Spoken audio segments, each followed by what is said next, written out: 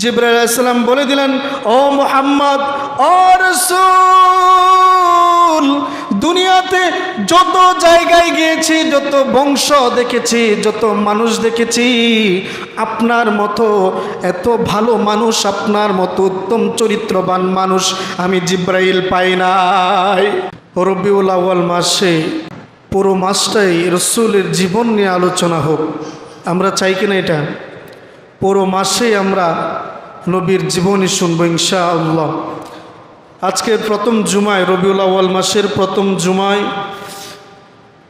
নবী করিম সাল্লাল্লাহু আলাইহি সাল্লামের জন্মের কিছু অলৌকিক ঘটনা, জন্ম গ্রহণ করার পরের কিছু ঘটনা আমরা শুনব এবং আমরা এই একটা মাস রাসূলুল্লাহর জীবনীটা আমরা বন্টন করে ভাগ করে শুনব। 4টা জুমা পাওয়া যাবে, এই 4টা জুমার ভিতরে আমরা রাসূলের 63 বছর জীবনটাকে আমরা ভাগ করে নেব। আমরা আজকে 16 বছর পর্যন্ত আল্লাহ রাসূল সাল্লাল্লাহু আলাইহি সাল্লাম কী কী করেছিলেন জন্ম থেকে 16 বছর পর্যন্ত আজকের জুমায় আমরা শুনে নেব। এরপরের জুমায় 17 বছর বয়স থেকে, এরপরের জুমায় 17 বছর বয়স থেকে একেবারে 37 বছর পর্যন্ত, 37-38 বছর পর্যন্ত, প্রায় 40-39 বছর পর্যন্ত আগামী জুমা শুনব 17 বছর বয়স থেকে। আজকের জুমার আলোচনাটুকু আমরা খুব মনোযোগ দিয়ে শুনব। রাসূলুল্লাহ সাল্লাল্লাহু আলাইহি সাল্লামের জন্ম সাধারণ কোনো মানুষের মতো জন্মগ্রহণ করে নাই। রাসূলুল্লাহ সাল্লাল্লাহু আলাইহি সাল্লাম দুনিয়াতে এসেছিলেন সাধারণ কোনো মানুষের জন্মের মতো জন্ম হয়ে দুনিয়াতে আসেন নাই। রাসূলুল্লাহর জন্মের মাধ্যমে পৃথিবীবাসীকে আল্লাহ তাআলা জানিয়ে দিয়েছিলেন যে অন্ধকার বিদূরিত হবে, আলো এসে তোমাদের কাছে আলো আসবে। রাসূলুল্লাহর জন্মের মাধ্যমে সেই বাণীটুকু আল্লাহ তাআলা জানিয়েছিলেন। আল্লাহ পাক কুরআনুল কারীমে জানিয়েছেন, আল্লাহু আ'লামু হাইসু ইয়াজআলু রিসালাতা। আল্লাহ তাআলা কুরআনুল কারীমে বলেন, রিসালাতের ভার কার উপর অর্পণ করবেন তা তিনি আল্লাহ তাআলা ভালো জানেন। রিসালাতের ভার আল্লাহ তাআলা কার উপর দিবেন এই বিষয় সম্পর্কে জানেন কে? আল্লাহ। এই আয়াতের ব্যাখ্যায় তাফসিরে উসমানী তিনি আয়াতের ব্যাখ্যায় উপস্থাপন করেছেন, রাসূলুল্লাহর দুনিয়াতে আগমনটা সাধারণ কোনো আগমন নয়, দুনিয়াতে আসাটা সাধারণ কোনো মানুষের মতো আগমন নয়। আল্লাহ তাআলা নবীর আগমনটাকে এমনভাবে প্রেজেন্টেশন করেছেন, এমনভাবে আল্লাহ তাআলা মানুষের কাছে জানিয়েছেন। আমরা সাধারণত দুনিয়াতে আমরা যখন কোনো নেতা অথবা নেত্রীর এক স্থান থেকে অন্য স্থানে যাই, সাধারণভাবে আমরা মাহফিলের সুবাদে আমরা যখন বড় বড় আলেম ওলামাদেরকে আমরা সাদরে গ্রহণ করি, আগেই প্রস্তুতি নিয়ে রাখি কিভাবে বক্তাকে রিসিভ করব, নেতাকে রিসিভ করব, করি কি না? এর চাইতে আল্লাহ তাআলা বিশ্ব নবীকে বিশ্ববাসীর জন্য আল্লাহ তাআলা এমনভাবে প্রেজেন্টেশন করে দুনিয়াতে পাঠিয়েছিলেন। রিসালাতের ভার আল্লাহ তাআলা কার উপর দিবেন, রিসালাতের ভার আল্লাহ তাআলা কার উপর ন্যস্ত করবেন? তাফসির উসমানী বলেন, তিনি তার কিতাবের ভিতরে উল্লেখ করেছেন যে রাসূলুল্লাহর জন্মটা সাধারণ কোনো জন্ম নয়। রাসূলুল্লাহকে আল্লাহ তাআলা রিসালাতের ভার, রিসালাতের দায়িত্ব কেন দিলেন জানেন? আম্মা জান আয়েশা রাদিয়াল্লাহু তাআলা আনহা, একটা হাদিসে এসেছে আম্মা জান আয়েশা রাদিয়াল্লাহু তাআলা আনহা বলেন, নবী সাল্লাল্লাহু আলাইহি সাল্লাম আম্মা জান আয়েশাকে বলেছিলেন, জিবরাইল আলাইহিস সালাম একদিন আল্লাহর নবীকে বলেন, ও আল্লাহর নবী, আমি পৃথিবীতে পূর্ব থেকে দক্ষিণে পশ্চিমে যত জায়গা আছে পৃথিবীর সব জায়গায় আমি ঘুরে ফিরে দেখেছি। সকল জায়গায় পৃথিবীর যত জায়গা আছে সমস্ত জায়গা জিবরাইল আলাইহিস সালাম ঘুরে ফিরে দেখলেন কোন পরিবারের, কোন বংশের, কোন মানুষের কি অবস্থা। জিবরাইল আলাইহিস সালাম বলে দিলেন, ও মুহাম্মদ, ও রাসূল, দুনিয়াতে যত জায়গায় গিয়েছি, যত বংশ দেখেছি, যত মানুষ দেখেছি, আপনার মতো এত ভালো মানুষ, আপনার মতো উত্তম চরিত্রবান মানুষ আমি জিব্রাইল পাই নাই। সুবহানাল্লাহ বলবেন না? জিব্রাইল আলাইহিস সালাম বলছেন, ও নবী, আপনার মতো ভালো মানুষ, উত্তম চরিত্রবান মানুষ আমি দুনিয়াতে আর কোথাও পাই নাই। শুধু তাই নয়, জিব্রাইল আলাইহিস সালাম বলেন, আল্লাহ তাআলা আপনাকে যে বংশে পাঠিয়েছেন, পৃথিবীতে এমন কোনো বংশ নেই যে আপনার বংশের সাথে তুলনা করতে পারে। আল্লাহ তাআলা আপনাকে এত মর্যাদাবান একটা বংশে আল্লাহর নবীকে, আপনি নবীকে আল্লাহ তাআলা পাঠিয়েছেন। সুবহানাল্লাহ। তাহলে বলুন, আল্লাহ নবীকে যে বংশে পাঠিয়েছেন সে বংশের নাম কি? হাশিমি বংশ, কুরাইশ বংশ যেটাকে বলা হয়। আল্লাহ নবী সাল্লাল্লাহু আলাইহি সাল্লাম এত চমৎকার একটা বংশে এসেছিলেন। সম্মান আল্লাহ তাআলা কতভাবে দিয়েছেন, আল্লাহু আকবার। এরপরে আমরা ইতিহাসের গ্রন্থে আল বিদায়া ওয়ান নিহায়াতে এসেছে, আল্লাহর নবী সাল্লাল্লাহু আলাইহি সাল্লামের পিতা আব্দুল্লাহ এত ভালো মানুষ ছিলেন, মক্কার জমিনে যদি খুঁজে বের করা যায় তাহলে সমতখনকার আওয়ামে জাহিলিয়াতের যুগে আব্দুল্লাহ অনেক ভালো মানুষ ছিলেন। আল বিদায়া ওয়ান নিহায়াতে এসেছে, তার মা আমেনা একটা বংশের খুব স্বনামধন্য একটা বংশের মেয়ে ছিলেন, ওহাব জোহরির বংশের মেয়ে। কেমন বংশের ভিতরে আল্লাহ তাআলা আমার নবীকে পাঠিয়েছেন। আল্লাহ তাআলা কুচ করে জিব্রাইলের মাধ্যমে কুচ করে কবর নিয়ে আল্লাহ তাআলা নবীর সার্টিফিকেট জিব্রাইল নিজে আল্লাহর নবীকে দিয়েছেন। সুবহানাল্লাহ। ও নবী, আপনার মতো ভালো মানুষ আর নাই। আল্লাহু আকবার কাবীরা। ভাইয়ের আমার, রাসূলুল্লাহর জন্মগ্রহণ করার আগে মুহাম্মদ রাসূলুল্লাহ সাল্লাল্লাহু আলাইহি সাল্লাম যখন তার মায়ের গর্ভে ছিলেন, তার মায়ের গর্ভে থাকা অবস্থায় আমেনা তিনি বলেন, আমি যখন মুহাম্মদকে পেটে ধারণ করলাম তারপর থেকেই আমার কাছে কেমন জানি মনে হয়, কে জানি আমার কাছে এসে আমাকে সুসংবাদ জানায়, কে জানি আমাকে এসে স্বাগত জানায়, সুসংবাদ জানায়। ভাইয়েরা আমার, ছোট্ট একটা ঘটনা বলি। আমিনা রাদিয়াল্লাহু তাআলা আম্মা জানেন বিশ্বনবীর মা আমেনা তিনি চলাফেরা করতেন, মুহাম্মদকে গর্ভে ধারণ করে চলাফেরা করা অবস্থায় মানুষ তার পাশ দিয়ে যাইলে সুগন্ধি পাইতেন, আতরের ঘ্রাণ পাইতেন। এরকম অবস্থা যখন ব্যাপকভাবে ছড়িয়ে পড়ল, আমেনা আতর ব্যবহার করে। আব্দুল্লাহ চলে যাওয়ার পর আমেনা এখন আতর ব্যবহার করে। বিভিন্ন ধরনের কিছু কথা সমাজের ভিতরে প্রচলিত হয়ে গেল। আব্দুল মুত্তালিবের কাছে মানুষেরা বিভিন্ন ধরনের কথা বলা করা শুরু করে দিয়েছে। আব্দুল মুত্তালিব জিজ্ঞেস করলেন আমেনাকে যে তুমি আতর কেন ব্যবহার করো? আব্দুল্লাহ নাই দুনিয়াতে, আতর ব্যবহার করার তো দরকার নাই। আমেনা বলে দিলেন, আমি আতর ব্যবহার করি নাই, যেই সময় থেকেই সন্তান আমার পেটে পড়েছে সেই সময় থেকেই আমি জানি কেমন সুঘ্রাণ আমার নাকে লাগে, আমি আতর ব্যবহার করি নাই। আল্লাহু আকবার কাবীরা। তিনি আরো বলেন, তিনজন মহিষী নারী আমার কাছে স্বপ্ন যুগে এসে আমার কাছে কিছু আতর দিয়ে যায়, সেই আতরগুলো এখনো আমার ঘরে আছে। ও আব্বাজান, আপনি চাইলে আমার ঘরে গিয়ে দেখতে পারেন আতরগুলো। মহিষী নারী কে? মহিষী নারী মরিয়ম রাদিয়াল্লাহু তাআলা আনহা, মরিয়ম আলাইহিস সালাম, এরপরে হলো আসিয়া আলাইহিস সালাম, এরপরে আপনার আরেকজন এই ইব্রাহিম আলাইহিস সালামের স্ত্রী, তিনিও, এই তিনজন মহিলা মহিষী নারী, তিনজন নারী এসে এই আমেনাকে সুসংবাদ জানিয়ে দিলেন এবং তার প্রশংসা করলেন এবং তার জন্য দোয়া করলেন। এরপর আব্দুল মুত্তালিব চিন্তা করলেন, না, এটা সাধারণ কোনো সন্তান সে পেটে ধারণ করে নাই, এমন একটা সন্তান সে পেটে ধারণ করেছে, তা আমি আব্দুল মুত্তালিব নিজেও অবলোকন করি, মাঝে মাঝে চিন্তা করি। 40 দিন, বিশ্বনবীর জন্মের 40 দিন আগে হস্তি বাহিনীর ঘটনা আপনারা শুনেছেন। আব্দুল মুত্তালিব এই কাবার মুহতামিম ছিলেন, এই কাবার মুতওয়াল্লি ছিলেন। এমন একটা অবস্থানে আব্রাহা তার বাহিনী নিয়ে এই কাবা ধ্বংস করার জন্য এসেছিলেন।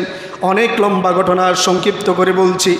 ওই দিন মুহাম্মদের নাম নিয়ে আমেনার গর্ভের সন্তানের উসিলায় আল্লাহর কাছে বলেছিলেন, ও আল্লাহ, এই সন্তানের উসিলায় আপনার কাবাকে আপনি হেফাজত করুন। আল্লাহ তাআলা আবাবিলের মাধ্যমে, পাখির মাধ্যমে এই আব্রাহাকে ধ্বংস করে দিয়েছিল কিনা? কাবাকে আল্লাহ তাআলা হেফাজত করেছিল। বিশ্ব নবীর অনেক মুজিজা আছে, জন্মের অনেক কাহিনী আছে, বললে শেষ করা যাবে না। যদিও এই জন্মের কাহিনীগুলি শোনা মুখ্য উদ্দেশ্য না, মুখ্য উদ্দেশ্য হলো রাসূলুল্লাহকে আদর্শ হিসেবে মেনে নেয়া। ভাইয়েরা আমার, আল্লাহর নবী যেই দিন, যেই রাত্রে, যেই সময়ে দুনিয়াতে এসেছিলেন, সেই সময়ের কিছু ঘটনা, সেই সময়ের কিছু মুজিজা আপনাদের সামনে উপস্থাপন করতে চাই। যে রাতে আল্লাহর নবী সাল্লাল্লাহু আলাইহি সাল্লাম জন্মগ্রহণ করেছিলেন। আমেনা বলেন, মুহাম্মদ জন্মগ্রহণ করার আগেও আমার পেটে কোনো ব্যথা ছিল না, পরেও কোনো ব্যথা ছিল না। আমার কাছে মনেই হয়েছে না যে আমার গর্ভে মুহাম্মদ আছে। আল্লাহু আকবার বলবেন না? তিনি বলেন, আমি আশ্চর্য হইতাম, কি জানি আমাকে এসে ডাকতো। মাঝে মাঝে দেখতাম, মাঝে মাঝে চিন্তা করতাম, আব্দুল্লাহ নাই, আমার স্বামী নাই, আজকে যদি থাকতো আমাকে নিয়ে একটু ঘোরাফেরা করতো। আল্লাহ তাআলা শান্তি দিলেন, আল্লাহ তাআলা তাকে সুখ শান্তি তার অন্তরের ভিতরে আল্লাহ তাআলা ঢেলে দিয়েছেন। ভাইয়ের আমার, যেই রাত্রে রাসূলুল্লাহ জন্মগ্রহণ করেছিলেন, সেই রাতে 5টা অলৌকিক ঘটনা ঘটেছিল। সুবহানাল্লাহ বলেন। 5টা অলৌকিক ঘটনা ঘটেছিল। 1 নাম্বার যে ঘটনাটা ঘটেছিল, সে রাত্রে কিসরার রাজপ্রাসাদ হঠাৎ করে প্রকম্পিত হয়ে গিয়েছিল। রাসূলুল্লাহ জন্মগ্রহণ করার পরেই কিসরার রাজপ্রাসাদ প্রকম্পিত হয়ে গিয়েছিল। বাদশাহ হতভম্ব হয়ে গেলেন, এমন তো কখনো কোনো দিন হয় নাই, কি হলো এমন? এরপরে ওই রাতেই রাজপ্রাসাদের 14টা গম্বুজ ভেঙে পড়ে গিয়েছিল। যারা অন্ধকারের রাজত্ব করত, যারা অন্ধকার মানুষের কাছে প্রচার করত, যারা অন্ধকারটাকে শক্তভাবে ধরেছিল, সূর্যের পূজা করত, যারা মানুষের পূজা ছেড়ে দিয়ে মানুষের পূজা করত, মূর্তির পূজা করত, তাদের রাজপ্রাসাদ আল্লাহর নবীর আগমনের কারণে 14টা গম্বুজ পর্যন্ত ভেঙে গিয়েছিল। সুবহানাল্লাহ বলে।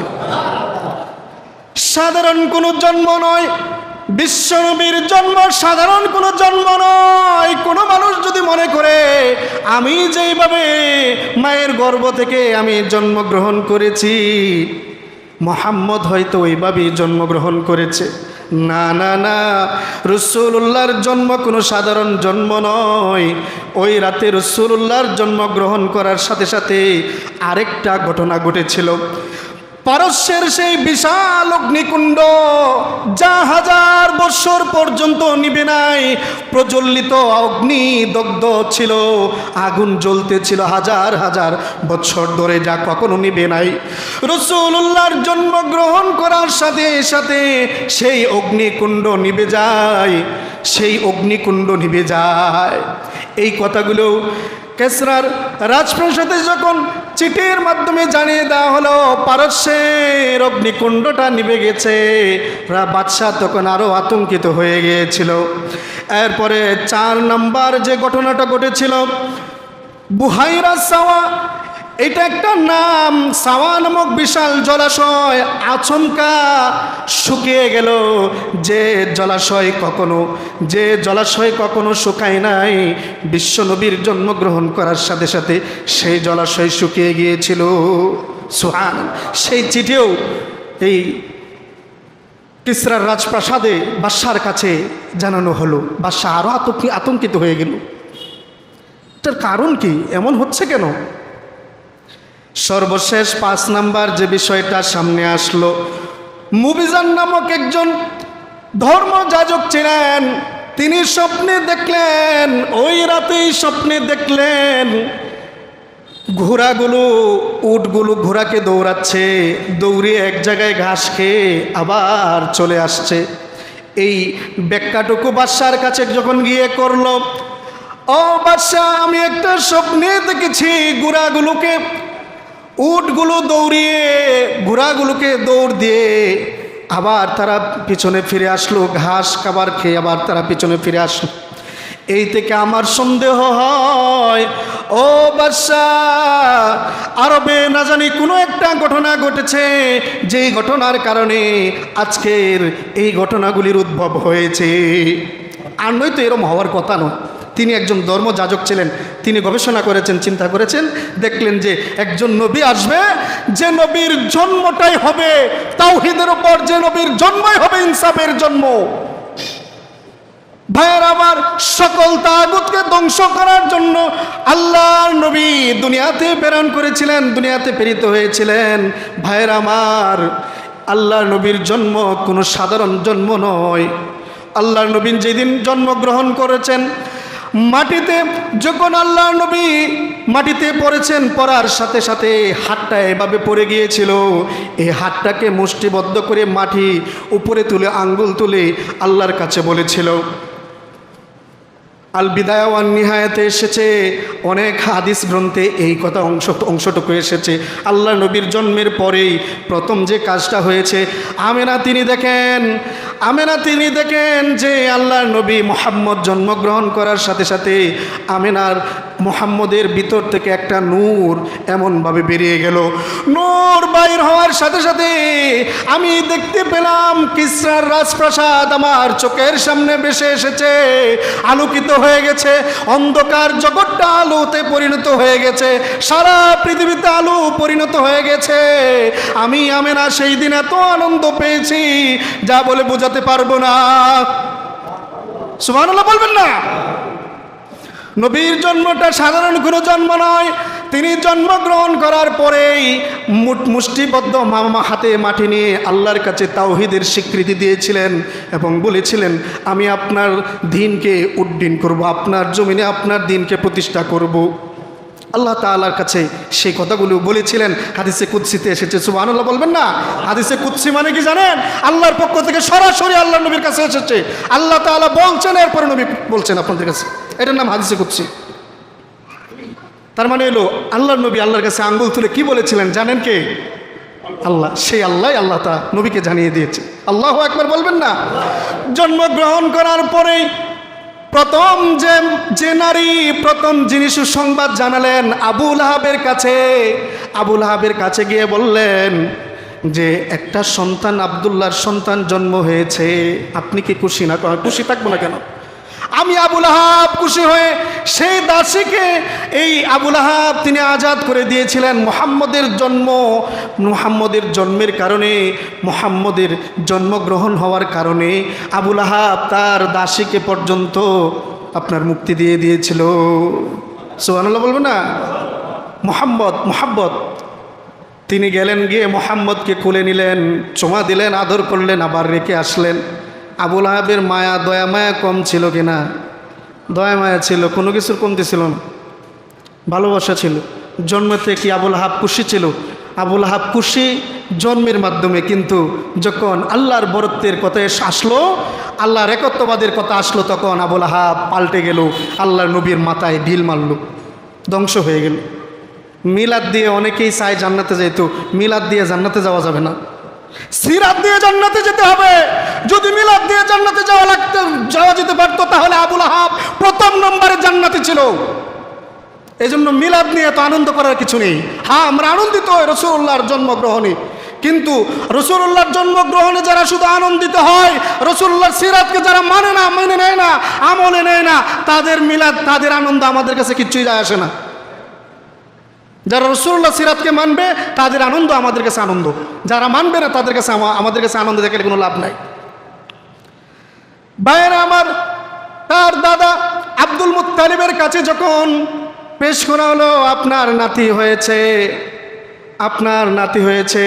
আব্দুল মুত্তালিব আনন্দের টেলায় আনন্দিত হয়ে আল্লাহর শুকরগুজার করেছে। তখনও আল্লাহকে মানুষ বিশ্বাস করত, কিন্তু তিন খুদাই বিশ্বাস করত, মূর্তি পূজার বিশ্বাস করতো, আল্লাহরও বিশ্বাস করতো আর কি। জানেন এটা? আল্লাহু আকবার কাবীরা। শুনেন, দেখেন আব্দুল মুত্তালিব এত আনন্দিত হয়েছিল নাতি হয়েছে, যা অন্য কোনো নাতির বেলায় এত আনন্দিত হয় নাই। আব্দুল মুত্তালিব এত আনন্দিত হয়েছিল, কিন্তু ঈমান হারা হয়েই মারা গেলেন। নবীর মোহাব্বতে জন্মতে এত আনন্দ পাইল, এরপরও জাহান্নামে যাবে। কারণ কি? মিলাদে আনন্দ পেলে হবে না, সিরাতে আনন্দ পাইতে হবে, সিরাত দিয়ে নবীকে ভালোবাসতে হবে। ভাইয়েরা আমার, আল্লাহ নবীর জন্মগ্রহণের অনেক কাহিনী আছে, অনেক কথা আছে। সর্বশেষ একটা ঘটনা বলে শেষ করে দিচ্ছি।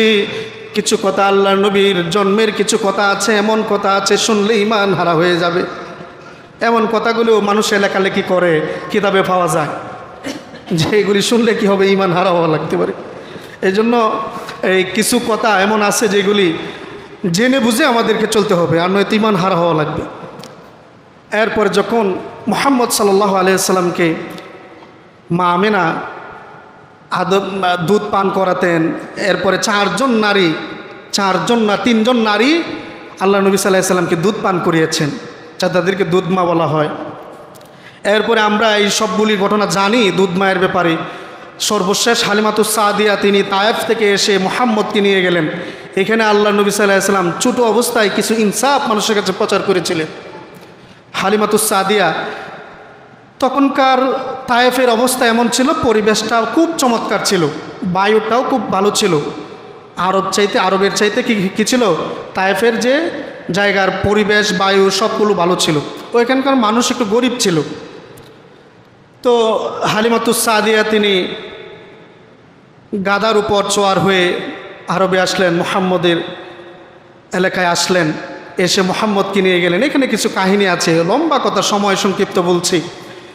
এমন অবস্থায় নিয়ে গিয়েছিলেন, খুব একটা ক্রিটিক্যাল একটা সিস্টেমে, যে সকল নারীরা সন্তান নিয়ে গেছেন দুধ পান করানোর জন্য, দুধ মা হওয়ার জন্য।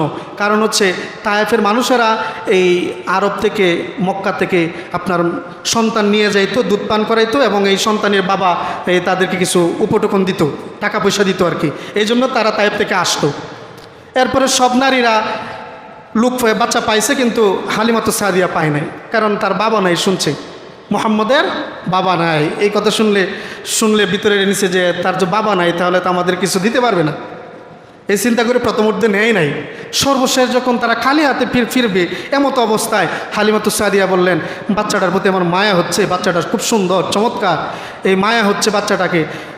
তার স্বামীর কাছে বললেন, স্বামী বলল ঠিক আছে নিয়ে নাও। হালিমাতুস সাদিয়া মুহাম্মদকে নিয়ে নিলেন। কুলে নেওয়ার সাথে সাথে যেই স্তনে দুধ ছিল না, যেই এই গাভীটার দুধ ছিল না, সব কিছু আল্লাহ তাআলা আবার আগের জায়গায় মতো করে দিলেন, বরকত দিয়ে ভরপুর করে দিলেন। মুহাম্মদ সাল্লাল্লাহু আলাইহি সাল্লাম দুধ পান করলেন, তার দুধ ভাই তিনিও দুধ পান করলেন, পেট ভরে দুধ পান করলেন, এবং গাভীরও দুধ এসেছে। আপনার দুধ দয়ে দুজনে খাইলেন। এরপরে গেলেন, কি বরকত ছিল, কারণ আমাদের নবী আমাদের জন্য, আমাদের গোটা পৃথিবীর জন্য, গোটা জগতের জন্য আল্লাহ তাআলা রহমত স্বরূপ হিসেবে পাঠিয়েছেন। সুবহানাল্লাহ বলবেন না?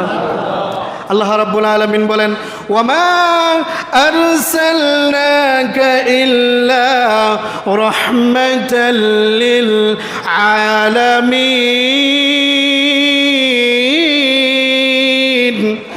আল্লাহ তাআলা গোটা জগতের জন্য আমার আপনার নবীকে রহমত হিসেবে পাঠিয়েছেন।